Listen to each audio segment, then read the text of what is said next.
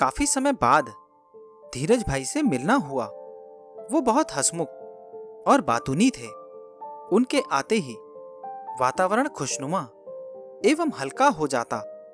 बरसों बाद उनसे मिलना हुआ।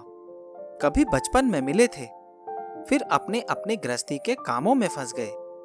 बीच में समाचार मिलता रहा, पर मिलना नहीं हुआ। हम भी रिटायर होकर एक जगह घर बनाकर रहने लगे। वो एक बार इधर आए तो हमसे भी मिले। आकर पिछली बातें बताने लगे। कहने लगे, अब तुम तो बहुत बोलने लगी हो।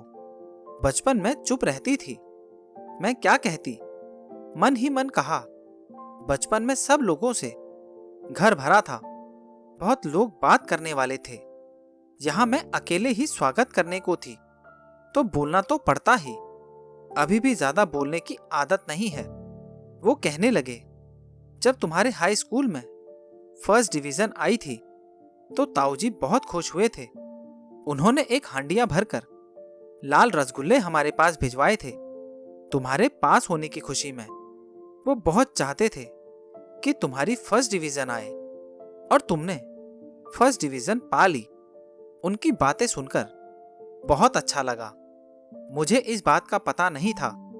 बाऊजी ने मेरे प्रथम श्रेणी में पास होने की खुशी में धीरज भाई के घर रसगुल्ले भिजवाए थे। धीरज भाई के पिताजी को हम लोग चाचा जी कहते थे। वो हमारी माँ जी अर्थात दादी जी के भतीजे थे, और इस नाते वो हमारे चाचा जी थे और उनके बेटे धीरज भाई थे। उनसे इस तरह से नजदीक का रिश्ता था। धीरज भाई तो बात करके चले गए। मुझे कुछ रुपए भी दे गए। पहली बार बहन के घर आया हूं। मना करने पर भी नहीं माने। वातावरण को खुशनुमा बनाकर, अपनी बातों से पुलकित कर वो तो चले गए। पर उनके जाने के बाद मैं बहुत देर तक सोचती रही बाऊजी के बारे में। अब तो बाऊजी नहीं रहे। मेरे हाई स्कूल पास करने के कुछ दिनों बाद ही वो चल बसे थे। जब मैं हाई स्कूल में थी तभी से वो बीमार थे। हार्ट अटैक आया था। कमजोर हो गए थे। उस समय हार्ट अटैक का इतना अच्छा इलाज भी नहीं था। मूली का जूस, गाजर का जूस, कुछ दवाएं और क्या क्या तो उनको दिया जाता था, पर कुछ लाभ तो नहीं दिखता था। वो पलंग पर लेटे रहते। हमारी माँ हमको बाऊजी के पास बैठने को भेजती थी। हम भाई बहनों में से कोई भी जाकर बैठ जाता था। कभी कोई, कभी मैं जाकर बैठती थी। जब मैं जाती तो हाथ में कोई किताब या पत्रिका रहती और उसे बैठकर पढ़ती रहती। बाऊजी कुछ नहीं पूछते थे। फिर मेरी 10वीं की परीक्षाएं शुरू हो गई। एक दिन मैं बाऊजी के पलंग के नीचे बिछे कालीन पर उल्टे लेटकर कोई पत्रिका पढ़ रही थी। बाऊजी ने पूछा, तुम्हारी परीक्षा शुरू हो गई? मैंने कहा, हाँ। वे बोले, कब है पेपर? मैंने कहा, सोमवार को है पेपर। तो वो बोले, सोमवार को पेपर है और तुम क्या पढ़ रही हो? मैंने कहा, कर्मयुग, ये नया आया है। बाऊजी बोले, इम्तिहान की तैयारी क्यों नहीं कर रही? हम सबसे कहते हैं कि तुम बहुत होशियार हो, अच्छी डिवीजन नहीं लाओगी तो कैसा लगेगा? अपने पेपर की तैयारी करो, कर्मयुग तो बाद में भी पढ़ लोगी। मैं क्या कहती? बात सच थी। मैं इम्तिहान कभी भी गंभीरता से नहीं लेती थी। मेरा उपन्यास पढ़ना, पत्र पत्रिकाएं पढ़ना कभी नहीं छूटता था। मैंने कहा, सोमवार को ड्राइंग का पेपर है, उसमें मैं क्या पढूं, क्या करूं? मेरी कुछ समझ में नहीं आता। उसमें पढ़ने को क्या है? बाऊजी ने कहा, ड्राइंग की ही प्रैक्टिस करो। मैंने कहा, मुझे नहीं पता क्या करना है। बाऊजी ने लेटे लेटे ही कहा, मैं सनातन धर्म कॉलेज के आर्ट के मास्टर कैलाश राम जी को बुलवा देता हूं। वो तुम्हें ड्राइंग के बारे में समझा देंगे। मैं गर्ल्स स्कूल में पढ़ती थी, वहां लेडी आर्ट टीचर थी। कैलाश राम जी क्या बताएंगे ड्राइंग में? मैंने सोचा, फिर भी मैं चुप रही।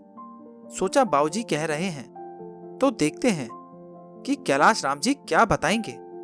इससे पहले मैंने ना उनका नाम सुना था, ना देखा था। बाबूजी ने कैलाश राम जी को बुलवा दिया। वो दिन शनिवार का था, दूसरे दिन रविवार था और सोमवार को ड्राइंग का पेपर था। कैलाश राम जी आए। वृद्धा अवस्था को छूती उम्र थी। लंबी दाढ़ी, अधपके से काले केशों के साथ सफेद केश भी थे। सिर के बाल उड़े उड़े से थे। चांद दिख रही थी। धोती कुर्ता पहने हुए थे।